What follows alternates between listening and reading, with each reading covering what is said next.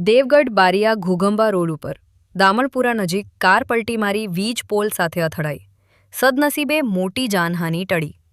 પંચમહાલ જિલ્લાના ઘોઘંબા તાલુકામાં પાંચપથરા ગામથી આગળ દામણપુરા ગામ પાસે ઘોઘંબા દેવગઢ બારિયા માર્ગ પર ગુરુવારે એક કાર અકસ્માત સર્જાયો હતો.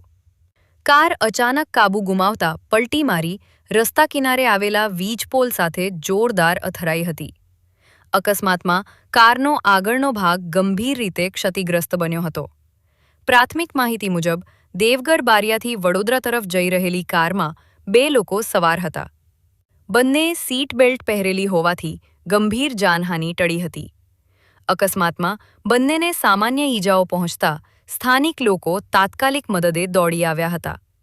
અકસ્માતની જાણ થતાં આસપાસના લોકો મોટી સંખ્યામાં ઘટના સ્થળે એકત્રિત થયા હતા.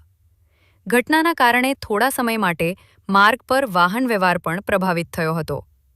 સદનસીબે અકસ્માતમાં કોઈ જાનહાનિ નોંધાઈ નથી, જેના કારણે સ્થાનિકોએ રાહતનો શ્વાસ લીધો હતો. મનોમંથન દૈનિક કાર્યાલયથી